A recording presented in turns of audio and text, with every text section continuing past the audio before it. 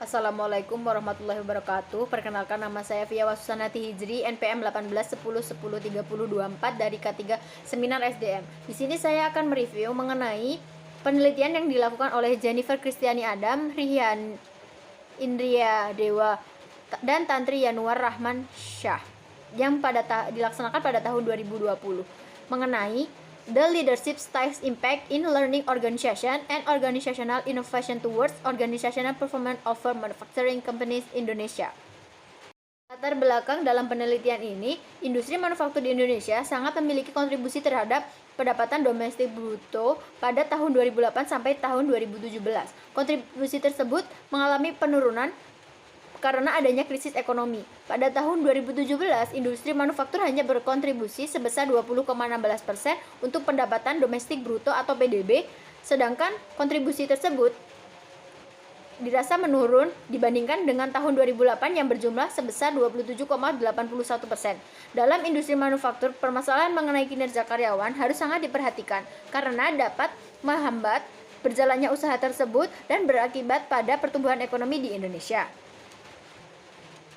Adanya permasalahan ini yang dapat berperan penting adalah pemimpin perusahaan, di mana seorang pemimpin harus mampu berperan dalam meningkatkan kinerja karyawan. Pemimpin harus menerapkan gaya kepemimpinan yang mampu mempengaruhi karyawan untuk lebih aktif dalam perusahaan maupun organisasi supaya mereka lebih produktif.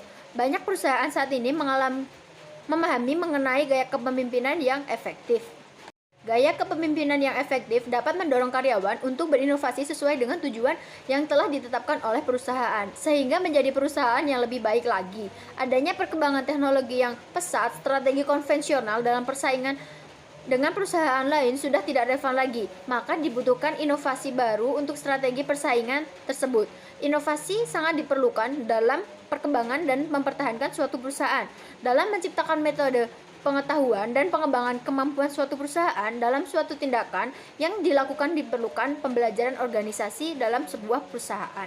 Rumusan masalah dalam penelitian ini adalah bagaimanakah pengaruh The Leadership Styles Impact in Learning Organization and Organizational Innovation Towards Organizational Performance over Manufacturing Companies Indonesia. Metodologi penelitian. Penelitian ini menggunakan metode kuantitatif. Teknik pengumpulan data penelitian ini menggunakan kuesioner dengan menyebar ke 320 responden yang merupakan pekerja di perusahaan manufaktur di beberapa kota di Indonesia seperti Lampung, Jakarta, Bandung, Gresik, Mojokerto, dan Lombok. Kemudian data terkumpul dan diuji melalui Explanatory Factor Analysis atau EFA digunakan untuk mengurangi item pengukuran dengan mengidentifikasi kemungkinan variabel yang mendasari, dan Confirmatory Factor Analysis atau CFA digunakan untuk variabel yang diukur perlu diverifikasi dengan benar atau tidak mewakili konstruk. Kemudian analisis data dalam penelitian ini menggunakan aplikasi SPSS dan dilakukan uji validitas dan reliabilitas, dan membuat metode persamaan struktural menggunakan SEM. Dan adapun pengembangan hipotesis dalam penelitian ini, H1, gaya kepemimpinan berpengaruh positif terhadap pembelajaran organisasi. Kemudian H2, gaya kepemimpinan berpengaruh positif terhadap inovasi organisasi. Kemudian H3, pembelajaran organisasi berpengaruh terhadap kinerja organisasi. Kemudian yang terakhir H4, inovasi organisasi berpengaruh positif terhadap kinerja organisasi. Pembahasan. Gaya kepemimpinan telah ditekankan sebagai salah satu pengaruh individu yang paling terpenting pada motivasi dan inovasi perusahaan, karena pemimpin dapat segera memutuskan untuk memperkenalkan ide-ide baru ke dalam organisasi, dalam menentukan tujuan tertentu dan mendorong inisiatif inovasi dari bawahannya. Pemimpin yang transformatif dan transaksional dapat memperluas perspektif karyawan, meningkatkan komitmen kepada perusahaan, dan pada akhirnya merangsang dan memotivasi karyawan agar terus belajar dan meningkatkan pengetahuan mereka. Karyawan menjadi lebih terbuka satu sama lain sehingga pembelajaran kolektif dapat memberikan pengetahuan yang luas dan menjadi aset yang meningkatkan kinerja perusahaan baik secara internal maupun eksternal.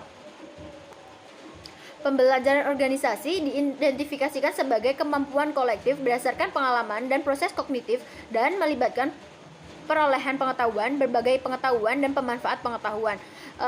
Selanjutnya dijelaskan mengenai inovasi adalah kemampuan baru untuk menciptakan kekayaan dengan sumber daya alam dan sumber daya manusia atau sumber daya lainnya dan untuk mendiskusikan inovasi secara lengkap dan sistematis. Kemudian dijelaskan mengenai kinerja. Kinerja adalah pengukuran pencapaian tujuan organisasi, penerapan indikator dan metode pengukuran untuk menyajikan pencapaian rencana pada misi dan tujuannya. Dalam suatu perusahaan, terutama dalam industri manufaktur di Indonesia, berdasarkan penelitian ini dapat dibuktikan bahwa gaya kepemimpinan yang diterapkan di suatu perusahaan sangat berpengaruh positif terhadap pembelajaran organisasi karena memiliki kemampuan dalam mempengaruhi dan mendapatkan kepercayaan orang-orang yang menjadi bagian dari pencapaian tujuan organisasi. Kemudian gaya kepemimpinan juga sangat berpengaruh terhadap inovasi organisasi karena apabila menerapkan gaya kepemimpinan yang baik dapat mendorong pembelajaran organisasi dan munculnya inovasi organisasi yang dapat meningkatkan kinerja dari perusahaan tersebut.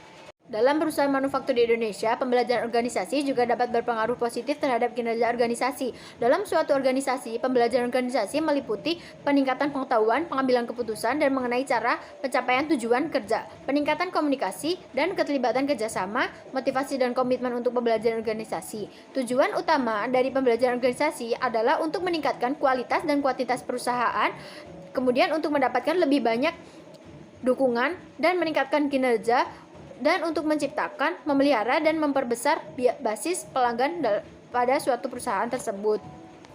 Berdasarkan penelitian ini juga dapat dilakukan